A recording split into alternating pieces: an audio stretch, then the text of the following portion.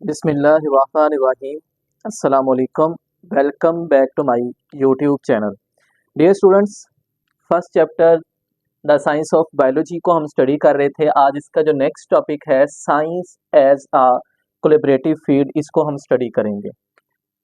अब बेटा जो कोलैबोरेटिव फील्ड की जब हम बात करते हैं तो उसका मतलब है कि बायोलॉजी के साथ हम और कौन कौन सी जो साइंसेस हैं या फील्ड्स हैं उनको मिला के हम मुख्तलिफ चीज़ों को क्या करते हैं, स्टडी करते हैं। आपने मुख्तलिफ प्रोजेक्ट करने होते हैं तो उसमें सिर्फ आप एक साइंस का इस्तेमाल नहीं करते, उसमें बहुत सारी साइंसेस का हमने इस्तेमाल करना होता है। अब इस चीज़ का फैसला कौन करेगा कि कौन सी साइंस यूज़ होगी, यहाँ पर बायो यूज़ होगी, यहाँ पर केमिस्ट्री इसके साथ यूज़ होनी, साथ फिजिक्स यूज़ होनी है या एस्ट्रोफिजिक्स यूज़ होनी है या कौन सी साइंस यूज़ होनी है।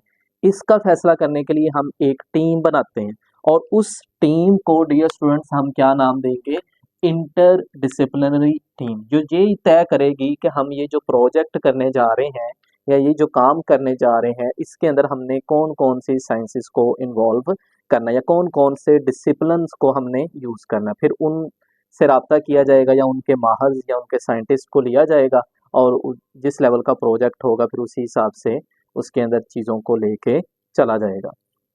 तो इस टीम को जो ये तय करती है कि कौन कौन सी साइंसेज या कौन कौन सी फील्ड जो है वो इसमें इन्वॉल्व होंगी, इसको हम इंटर डिसिप्लिनरी टीम बोलते हैं। अब जो सबसे पहला एक इसकी कुछ एग्जांपल्स आपकी बुक में दी हुई हैं जिसमें हम मुख्तलिफ साइंसेज मिला के हम उनसे भी काम लेते हैं। अब इसमें जो पहला हमारे पास एक एग्जांपल है, इसको हम कहते हैं ह्यूमन जीनोम प्रोजेक्ट। अब human genome project dear students क्या है कि इंसान की बॉडी के अंदर जितने भी जीन्स पाए जाते हैं उन सारों को स्टडी करना।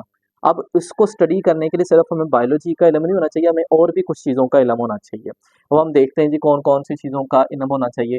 सबसे पहले तो हम ह्यूमन जीनोम प्रोजेक्ट में करते क्या हैं डियर स्टूडेंट्स, इसमें हम सीक्वेंस बनाएंगे आपके सारे के सारे जीन्स का कि कौन सा जीन्स पहले आता है, फिर कौन सा मतलब उसके अंदर अमाइनो एसिड्स कौन कौन से हैं, न्यूक्लियोटाइड्स कौन से हैं, और फिर उसकी मैपिंग करेंगे। सीक्वेंस हमने पहले तो तरतीब से सेट करनी है, फिर उसका मैप एक बनाना होता है किसका, ह्यूमन जीनोम का। तो इंसान के अंदर पाए जाने वाले तमाम जीन्स का एक सीक्वेंस बनाना, फिर उसकी मैपिंग करना कि कौन सा जीन कहाँ पर मौजूद है, इसको हम ह्यूमन जीनोम प्रोजेक्ट कहते हैं। और इसको कब कंप्लीट किया गया, 2003 के अंदर लॉन्च कंप्लीट कर लिया गया था।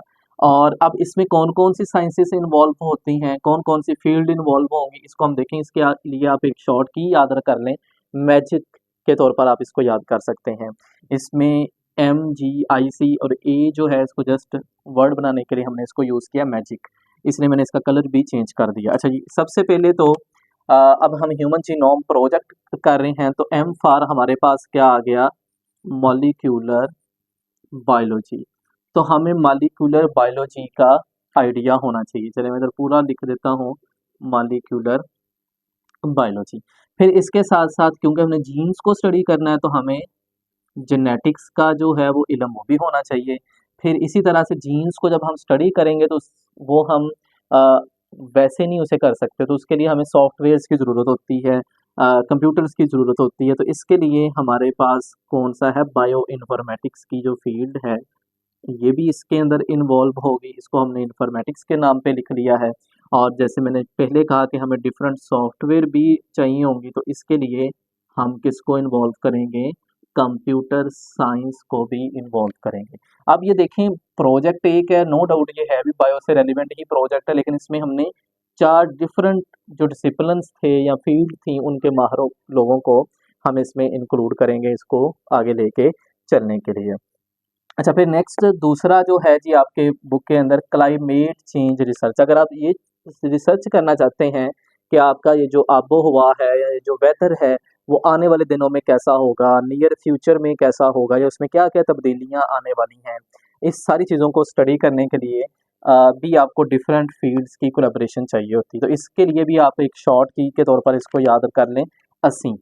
इस जैसे पंजाबी का वर्ड है असी, वहाँ से आप इसको याद कर सकते हैं। तो जो ए फॉर इसमें आपको सबसे पहले एटमॉस्फेरिक साइंस का आइडिया होना चाहिए, इसको हम इंक्लूड करेंगे।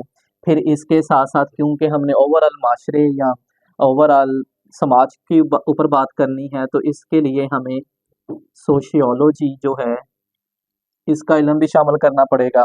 फिर इसी तरह से हमें इसके अंदर इकोनॉमिक्स को भी इन्वॉल्व करना पड़ेगा और डिफरेंट इलाकों के रीजन्स के माहौल को हमने स्टडी करना, तो हमारे पास इकोलॉजी को भी हमें इंक्लूड करना पड़ेगा। तो ये सारी फील्ड्स मिलकर क्या करेंगी, क्लाइमेट चेंज के ऊपर रिसर्च करेंगी कि ये जो मौसम है ये किस तरह से तब्दील होते हैं, या आने वाले 50 साल में 100 साल में जो दुनिया का मौसम है वो कैसा होगा, या दुनिया के क्लाइमेट आबो हवा में क्या क्या चेंजिंग्स आएंगी।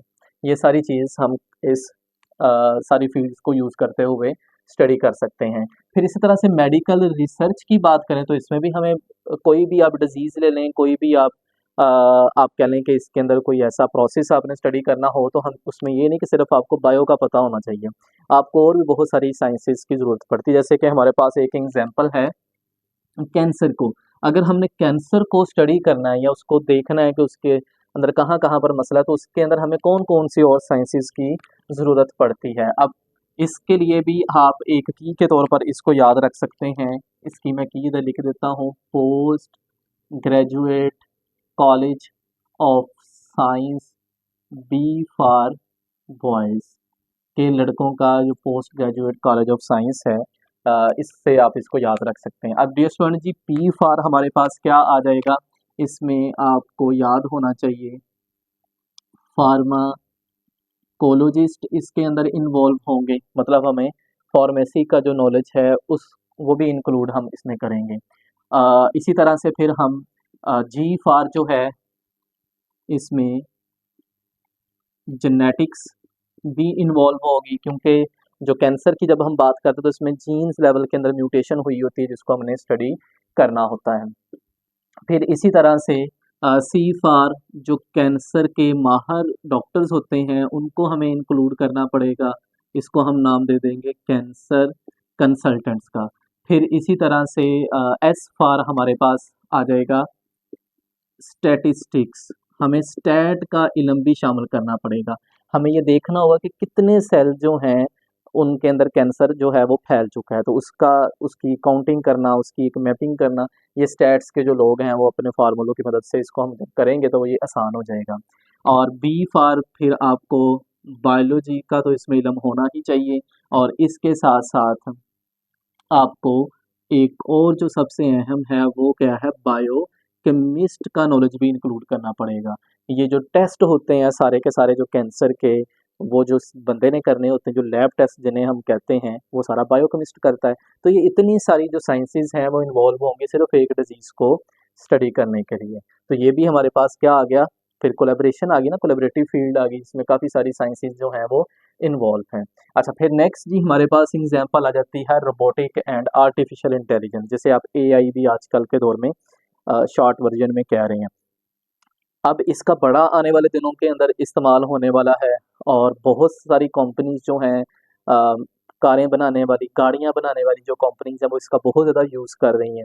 और आने वाले दिनों में बहुत सारी चीज़ें जो हैं, बहुत सारी जो आपकी मशीनरी है वो सारी की सारी रोबोट्स और आर्टिफिशियल इंटेलिजेंस ही उसके पीछे हुआ करेगी। तो इसके अंदर भी आपको डिफरेंट फील्ड्स जो हैं वो इन्वॉल्व करनी पड़ती हैं। तो इसके लिए भी चलें, मैं आपको एक की शॉर्ट सी इधर लिख देता हूँ। इसके लिए मेरे ज़हन में जो की आ रही थी वो है जी, सीएम पंजाब मरियम नवाज़ हैं, या आप नवाज शरीफ हैं, इस तरह से भी आप इसको लिख सकते हैं। ई फॉर एंड पंजाबी के अंदर जैसे वर्ड हम कहते हैं, तो वहाँ से आप इसको याद रख सकते हैं। अच्छा जी, सबसे पहले सी फॉर हमारे पास क्या आ जाएगा, कंप्यूटर। तो अब इसके अंदर हमारे पास कंप्यूटर जो साइंस है इसका नॉलेज होना चाहिए। और फिर एम फॉर हमें इसके अंदर मेडिकल के बारे में भी पता होना चाहिए, मेडिकल साइंसेस के बारे में भी। और फिर हमारे पास पी फॉर क्या आ जाएगा, साइकोलॉजी, हमें साइकोलॉजी का साइंस इसमें इंक्लूड करना पड़ेगा। ई फॉर इसमें आ जाएगा इंजीनियरिंग, हमें इंजीनियरिंग को इन्वॉल्व करना पड़ेगा।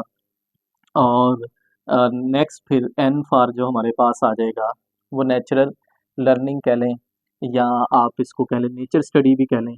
ये भी हमें, या सॉरी, इसमें एक जो बड़ा अहम है वो आ जाएगा न्यूरो साइंस आ जाएगा। अब ये देखिए, मैं इसको वन बाय वन अगर आपको बताऊं तो जो कंप्यूटर साइंस है इसका काम क्या होगा, उसको सारे सॉफ्टवेयर को मैनेज करना, जो उस पीछे मशीन के पीछे सॉफ्टवेयर काम कर रहा होता है। तो एम फॉर मेडिकल, क्योंकि उसने इंसान की जगह पर काम करना है, तो बहुत सारी चीज़ें आपको मेडिकल लेवल, जैसे कि आप कोई ऐसी मशीन तैयार कर रहे हैं जिसने हॉस्पिटल में यूज़ कर होना है, तो उसके पीछे मेडिकल होगी, आपको मेडिकल का नॉलेज उसमें शामिल करना पड़ेगा। जैसे आप अल्ट्रासाउंड ले लें, एक्सरे मशीन ले लें, ये जितनी मशीन ये यूज़ होती हैं। फिर साइकोलॉजी, क्योंकि उसने दिमाग यूज़ करना है, तो आपको साइकोलॉजी का इल्म भी उसके अंदर पता होना चाहिए कि वो हमने कैसे यूज़ करना है। बाकी ये इंजीनियरिंग तो है ही है कि हमने उसके डिफरेंट पार्ट्स को जोड़ के एक इंसान नुमा शक्ल या मशीन की एक शक्ल उसको देनी है। फिर न्यूरो साइंस, इसमें जो न्यूरो साइंस है वो बहुत ज़्यादा इन्वॉल्व होगी। जो दिमाग है, जैसे इंसान अपना दिमाग यूज़ करके मुख्तलिफ काम करता है, क्या रोबोट्स या आर्टिफिशियल इंटेलिजेंस भी इस तरह से काम कर सकती है। तो वो हम कैसे तैयार कर सकते हैं उसका दिमाग। तो ये सारी चीज़ें आप इस तरह से भी स्टडी कर सकते हैं। तो जब हम रोबोटिक और आर्टिफिशियल इंटेलिजेंस की बात करते हैं तो इसमें क्या-क्या काम हो रहे हैं, अगर हम आज के लेवल के ऊपर अगर बात करें तो इसमें जो आजकल जो काम हो रहा है, रोबोटिक सिस्टम डेवलप किए जा रहे हैं, ऑटोनोमस व्हीकल जो है वो उस चीज़ के ऊपर काम हो रहा है। आपने ये डिफरेंट सुना होगा कि अब ड्राइवर गाड़ी में हो या ना हो तो गाड़ी खुद ब खुद ही बस आप उसको घर बैठे भी चला सकते हैं या उसको कंट्रोल कर सकते हैं। मिसाल के तौर पर अगर कोई ड्राइवर बैठा हुआ है गाड़ी में, उसको नींद आ गई, तो उसको एक्सीडेंट से कैसे बचाना है, तो उसके अंदर गाड़ी खुद ब खुद ही अपने जो डिफेंसिव मैकेनिज्म है उसका वो ऑन हो जाता है। उसमें ये वाली टेक्नोलॉजी यूज़ होती है जिसे हम ऑटोनोमस व्हीकल का नाम देते हैं। फिर इसी तरह से एक और जो है मशीन लर्निंग, तो इसमें मशीन लर्निंग भी होती है, चीज़ें जो हैं वो सीख रही होती हैं। मिसाल के तौर पर एक गाड़ी ही है, आपने एक मशीन तैयार की, गाड़ी है ना मशीन एक, तो उसने कोई गलती की है इस दफ़ा, तो उसने लर्न किया और अगली दफ़ा वो उस चीज़ को नहीं होने देगा। तो ये भी मैकेनिज़्म आने वाले दिनों में इंशाल्लाह आपको देखने को मिलेंगे डिफरेंट टेक्नोलॉजीज़ के अंदर। फिर नेचुरल जो लर्निंग प्रोसेस है, जैसे हमारे अंदर हम एक्सपीरियंस से चीज़ों को सीखते हैं ना, ऐसे ही जो एआई है या ये जो रोबोट्स हैं, ये भी अपने एक्सपीरियंस से क्या करेंगे, चीज़ों को सीखेंगे और नेक्स्ट टाइम वो चीज़ या वो गलती जो है वो दोहराने की कोशिश नहीं, अगर अगर अच्छा एक्सपीरियंस रहा है तो वो उसको आगे इम्प्लीमेंट करेंगे मुख्तलिफ जगहों पर। तो ये प्रॉपर जैसे एक इंसान इन्हीं चीज़ों को सोच रहा होता है या कर रहा होता है या सीख रहा होता है, वैसे ही आने वाले दिनों में आपको ये इसमें बहुत कुछ होने वाला है आर्टिफिशियल इंटेलिजेंस और रोबोटिक्स में। तो इसके अंदर भी देखें अब कितनी सारी साइंसेस जो हैं वो इन्वॉल्व, ये भी एक कोलैबोरेटिव फील्ड आपके पास आ जाएगी। इसमें भी मुख्तलिफ साइंसेस को आपको कोलैबोरेट करना पड़ेगा। फिर नेक्स्ट बड़ा अहम जो एक हम प्रोजेक्ट है स्पेस एक्सप्लोरेशन, स्पेस को देखना। ये जो साइंटिस्ट अब इस चीज़ के ऊपर काम कर रहे हैं कि दुनिया शायद आने वाले कुछ सालों में इसके ऊपर इतनी ज़्यादा तादाद हो जाए इंसानों की कि उनको रहने के लिए बड़े इश्यूज आ जाएंगे। तो अब उससे बचने के लिए अब साइंटिस्ट ने इस चीज़ के ऊपर काम करना शुरू कर दिया कि ये जो हमारे दूसरे सियारे हैं, मरीख है, जुपिटर है, डिफरेंट जो हैं, कि इनके ऊपर जाके क्या इंसान रह सकता है या नहीं, या वहाँ पर रहना है तो कैसे रहा जा सकता, इन चीज़ों के ऊपर रिसर्च हो रही है। या वहाँ पर कौन सी ऐसी चीज़ें हैं कि उधर से कोई चीज़ ऐसी इधर लेकर आया जाए दुनिया के ऊपर, ज़मीन के ऊपर, कि वो इधर आके कोई इनकलाब बर्पा कर दे। ठीक है, तो इस चीज़ों के ऊपर सारों के ऊपर काम हो रहा है। तो इसमें नासा का अदारा जो है वो आपको पता है पूरे दुनिया के अंदर काम कर रहा है। फिर इंटरनेशनल स्पेस स्टेशन जो है वो इसके ऊपर काम कर रहा है। तो इसके अंदर अब कौन-कौन सी साइंसेस जो हैं इन्वॉल्व होती हैं, इसके लिए भी आप ये की एक याद रखना है आपने। अब पीएमई आएगा, अब पीएम है या ये वाला पीएम है अब। तो ए फॉर हमारे पास डियर स्टूडेंट्स आ जाएगा। इसमें जो इन्वॉल्व होगी वो एस्ट्रो फिजिक्स जो है ये इन्वॉल्व होगी। फिर इसी तरह से बी फॉर इसके अंदर भी बायोलॉजी इन्वॉल्व होगी। फिर पी फॉर प्लानिटरी साइंस जो है ये इन्वॉल्व हो गई। जो प्लैनेट जिन्हें हम कहते हैं कि 9 प्लैनेट्स हैं या 8 प्लैनेट हैं हमारी दुनिया के अंदर, जिसे आप सितारे कहते हैं। फिर एम फॉर हमारे पास आ जाएगा मेडिसन। हमें इसके अंदर मेडिसन मतलब वो लोग जो कि ये मिशंस कंप्लीट करते हैं, जो स्पेस को रिसर्च करने जाते हैं, तो उनकी सेहत का ख्याल कैसे रखना है, हमने उनको वहाँ की जो सख्तियाँ हैं उससे कैसे बचाना है। फिर इसके साथ साथ इसमें क्या आ जाएगा, इंजीनियरिंग भी इन्वॉल्व होगी। तो ये डिफरेंट साइंसेज हैं जो आपकी बुक में उसने दी हैं, कोलैबोरेटिव फील्ड। इसमें आप किसी भी चीज़ को, किसी भी शोबे को अगर स्टडी करना चाहते हैं तो उसमें जस्ट ये नहीं है कि आप आने सिर्फ एक ही साइंस अगर आपको आती होगी तो आप माहिर होंगे, नहीं। आपको बहुत सारी साइंसेस को इकट्ठा करके उन सारों के नॉलेज को यूज़ करते हुए चीज़ों को करना है या बनाना है, तो फिर ही आप उसको बेहतर तरह से चीज़ों को या प्रोजेक्ट्स को डिज़ाइन कर पाएँगे। तो उसके लिए आपको क्या चाहिए, इंटरडिसिप्लिनरी टीम, जो ये तय करे कि हमने कौन से प्रोजेक्ट के लिए कौन-कौन सी साइंसेज़ को या कौन-कौन से साइंस के माहिर जो हैं उनको इन्वॉल्व करना है। तो ये था जी डियर स्टूडेंट्स आज का हमारा टॉपिक। उम्मीद है आपको अच्छे से समझ आया होगा। मिलते हैं नेक्स्ट लेक्चर में, तब तक के लिए stay connected. Thank you and अल्लाह हाफ़िज़।